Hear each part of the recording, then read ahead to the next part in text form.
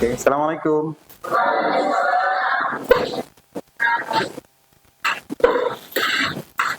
Oke.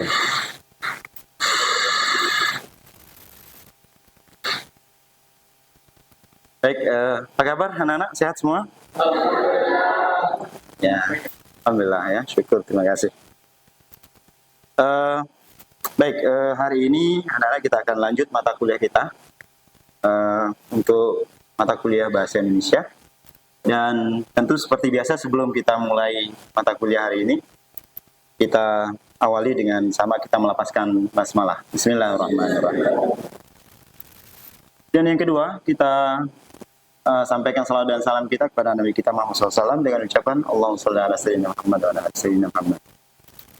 Baik, teman-teman mahasiswa, hari ini kita akan lanjut mata kuliah kita dengan sub pokok pembahasan yaitu mengenai kalimat efektif ya. Kalimat efektif. Baik, untuk pembahasan mata kuliah kita tentang kalimat efektif, terlebih dahulu kita akan pahami apa itu kalimat ya. Oke, baik. Jadi kalimat dalam tataran sintaksis itu adalah suatu satuan bahasa yang menyampaikan sebuah gagasan yang bersifat prediktif dan berakhir dengan tanda titik sebagai pembatas. Artinya, sifat prediktif dan dalam kalimat itu berstruktur yang dibentuk oleh subjek, ya, unsur predikat dan unsur objek, ya. Nah, unsur subjek, predikat, ya, dan objek itu harus mewujudkan makna yang gramatikal, ya. Kalimat yang lohais, ya. Nah, itu dia. Ini kalimat ya. Lalu bagaimana dengan kalimat efektif ya? Baik, setelah kita pahami tentang kalimat, kemudian kita akan lanjut dengan kalimat efektif ya. Nah, kalimat efektif itu adalah kalimat satuan bahasa atau kalimat yang secara tepat ya harus mewakili gagasan ya, harus mewakili gagasan atau perasaan penulis dan harus pula dimengerti oleh pembaca sebagaimana yang dimaksud oleh penulis. Artinya, pesan yang terkandung dalam kalimat itu maka harus dimengerti dan dipahami oleh pembaca. Itulah salah satu syarat daripada kalimat efektif ya. Jadi, kalimat efektif itu merupakan kalimat yang harus tepat sasaran dalam penyampaian dan pemberian bagi pembacanya. Oke, next ya. Oke, kalimat efektif itu adalah satuan bahasa kalimat yang ini tadi sudah ya. Nah, baik, lanjut.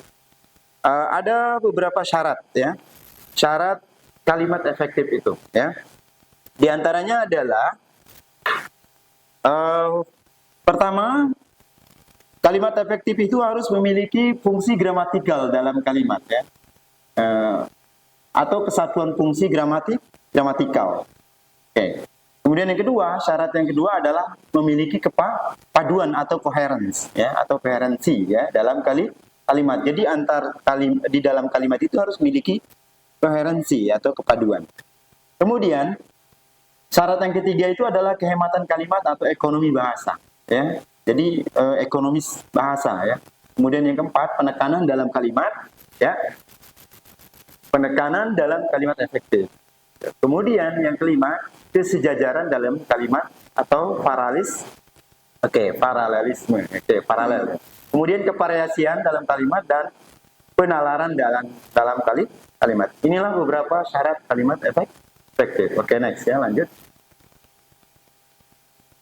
Fungsi gramatikal. Apa yang dimaksud dengan fungsi gramatikal? Ya, fungsi gramatikal atau unsur struktur dalam kalimat itu dikenal dengan istilah subjek, predikat, objek, pelengkap atau yang sering disingkat dengan SPU ya, SP ya, SP kemudian keterangan ya, SPUK ya.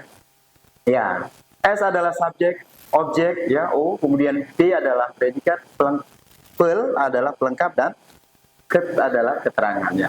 Ya, tentu ini sering ya. Karena apa? kaidah kebahasaan itu dari tingkat pendidikan manapun tetap ya merupakan satu kaidah kebahasaan yang utuh dan tidak akan pernah berubah mengenai fungsi gramatikal atau unsur struktur dalam kalimat terdiri dari subjek, objek, predikat, pelengkap, predikat, pelengkap dan keterangan. Oke. Next ya. Oke. Ini subjek. Subjek itu fungsinya apa? Adalah menandai apa yang dinyatakan oleh penulis. Kemudian predikat itu berfungsi sebagai kalimat yang menandai apa yang dinyatakan oleh penulis. Ya. Kemudian objek itu fungsinya adalah melengkapi kata kerja. Ya, kata kerja aktif dan kata kerja pasif. Kemudian pelengkap itu berfungsi melengkapi fungsi kata kerja berawalan ber dalam predikat ya. Sehingga predikat kalimat menjadi lebih lengkap. Adapun keterangan fungsinya adalah kalimat yang melengkapi fungsi-fungsi kalimat ya, yaitu melengkapi fungsi subjek, fungsi predikat dan seterusnya. Jadi dia sifatnya atau berfungsi sebagai pelengkap. Oke, next ya. Ya, ini kita lihat dalam beberapa contoh ya fungsi-fungsi kalimat. Yang pertama, ya. Contoh dalam kalimat ya, setelah bekerja selama 3 hari, panitia pelaksana seminar lingkungan hidup ya, panitia pelaksana seminar lingkungan hidup itu berhasil merumuskan undang-undang kebersihan tata kota Jakarta di kantor DPD DKI Jakarta. Apa saja yang ada di sini? Unsur apa saja? Unsur kalimat apa saja yang ada? Yaitu pertama adalah predikat, yaitu bekerja, kemudian pelengkap adalah selama 3 hari, kemudian subjek itu panitia pelaksana seminar lingkungan hidup, kemudian predikat adalah berhasil merumus, objeknya undang-undang kebersihan tata kota, kemudian keterangan adalah di kantor, Kenapa tidak berurutan? Ya bisa aja ya, jadi bisa dia ada di tengah, ada di depan dan sebagainya. Contoh yang kedua dalam kalimat keputusan hakim perlu ditinjau kembali. Ini terdiri dari unsur subjek dan predikat. Contoh yang berikutnya, ya boleh dibalik ini ya. Perlu ditinjau kembali keputusan hakim. Artinya boleh predikat menjadi depan, subjek jadi belakang. Terdiri dari predikat dan subjek. Dan contoh-contoh berikut lainnya ya. Boleh nanti dikembangkan oleh teman-teman mahasiswa untuk lebih menambah khazanah pengetahuan tentang fungsi-fungsi kalimat. Kita next ya.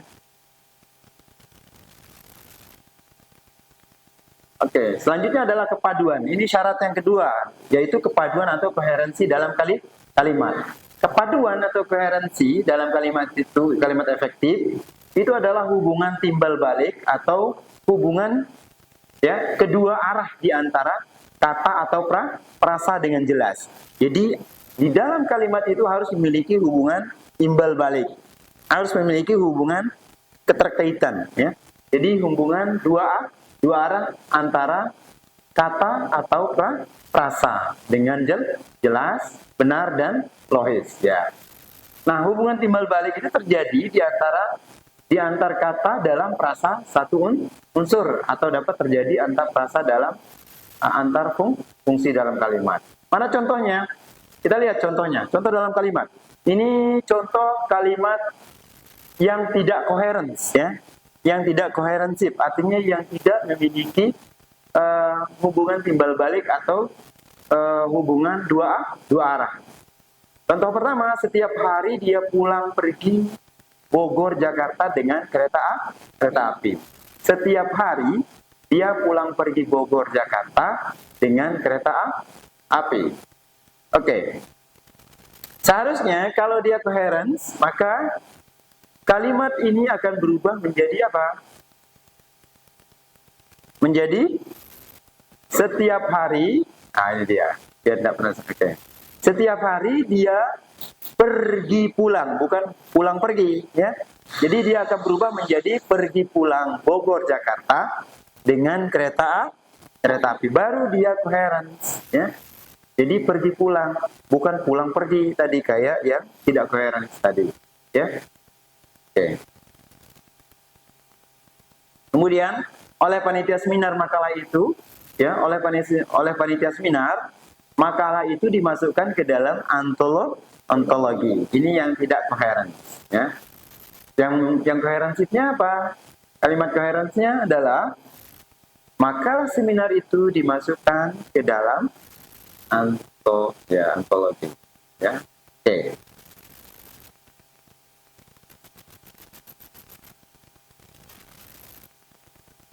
Oke, kemudian pelaksanaan seminar itu karena jalan macet harus ditunda satu jam. Ya, yang koherennya apa? Karena jalan macet, ya, pelaksanaan seminar itu ditunda 1 jam kemudian. Inilah kalimat yang koherens, ya, koherensif. Baik, ini syarat kedua daripada kalimat efektif, ya. Jadi dia harus memilih koherensi atau koherensi, ya. Oke, baik. Teman-teman, dari sekian paparan materi hari ini, mungkin ada yang mau bertanya, silakan. Ya. Mengapa kalimat efektif harus digunakan dalam berbahasa? Oke, sebuah pertanyaan yang bagus. Mengapa kalimat efektif harus digunakan dalam berbahasa? Silakan Anda menanggapi pertanyaan dari dulu tadi. Mengapa kalimat efektif harus digunakan dalam berbahasa? Oke. Karena kalimat efektif sangat diperlukan dalam berbahasa, karena menggunakan kalimat efektif, gagasan atau ide-ide dapat dengan mudah dipahami oleh pembaca. Selain itu, penggunaan kalimat efektif juga hemat, sehingga tidak menimbulkan banyak kata-kata yang tidak perlu berguna. Mungkin itu saja dari saya. Assalamualaikum warahmatullahi wabarakatuh. Baik, terima kasih ya. Setelah dari penanya pertama, mungkin ada yang lain, silakan. Dan baik, silakan, bagus. Siapa? Arta Pandi, silakan Arta Pandi. Jadi saya mungkin mau ada yang akan menanggapi nanti. Ya, bertanya ulang. Jadi saya minta penjelasan dari kalimat efektif, tapi menurut dirinya sendiri, bukan dari yang di sana, mas saya yang di materi itu. Jadi pertanyaan saya, jelaskan saya apa itu kalimat efektif beserta contohnya. Ya, itu saja. Baik. Apa itu kalimat efektif beserta contohnya? Ya, silakan, mungkin ada teman-teman yang lain yang boleh menanggapi. Ya. Ya, baik. Bagus. Baiklah, silakan. Saya akan menjelaskan apa itu kalimat efektif. Ya. Kalimat efektif adalah kalimat yang dapat menyampaikan gagasan, informasi, atau percakapan dengan jelas, ringkas, dan tepat kepada pembaca. Berapa 4 contoh kalimat efektif. Ibu memasak gulai di dapur. Baju itu besar hingga tidak nyaman dipakai. Ya. Anak itu pintar membaca. Dan yang terakhir, anak itu adalah anak seorang pegawai bank. Anak itu adalah anak seorang pegawai bank. Mungkin itu saja. Itu adalah beberapa contoh kalimat efektif ya yang telah disampaikan. Tanggapan oleh temannya siapa? Lupa saya. Rizky ya, oke. Ya, baik, itu tadi beberapa yang memberikan pertanyaan dan tanggapan langsung dari teman-temannya. Kasih aplaus yang meriah dulu buat mereka ya. Ya. Baik, kita akan closing statement ya. Kita akan segera mengakhiri mata kuliah kita hari ini. Jadi beberapa yang harus menjadi perhatian kita bersama adalah bahwa kalimat efektif itu sangat diperlukan dalam melakukan kegiatan interaksi atau komunikasi ya. Sebab karena apa? Karena kalimat efektif itu akan memberikan pengertian yang sempurna kepada orang yang akan menerima informasi dari pemberi informasi. Baik itu secara bahasa lisan maupun secara tulis. Oleh karena itu, dan juga beberapa menjadi bagian dari syarat sehingga dikatakan kalimat efektif adalah yang pertama tadi itu memiliki apa? Apa tadi yang pertama? Subjek, Ya, memiliki beberapa struktur ya. Ya, terdiri dari subjek, objek, ya, subjek, objek, predikat, lengkap dan keterangan. Kemudian yang kedua adalah memiliki koherensi atau keterpaduan. Kemudian keterkaitan ya. Oke. Saya kira itu saja mata kuliah kita hari ini, teman-teman. Dan pesan Bapak silakan untuk lebih mengembangkan keilmuan kita dalam mata pelajaran atau mata kuliah bahasa Indonesia. Teman-teman dan kita semua harus lebih memperkaya diri dalam referensi kebahasaan, karena bahasa adalah sumber kehidupan dalam segala aspek kehidupan, baik itu di dunia pendidikan, sosial, dan di dunia lainnya. Saya kira itu saja mata kuliah kita hari ini. Bapak ucapkan terima kasih dan kita akhiri dengan sama-sama kita melafazkan hamdalah. alhamdulillah, Sekian. Terima kasih. Wassalamualaikum warahmatullahi wabarakatuh. Waalaikumsalam warahmatullahi wabarakatuh.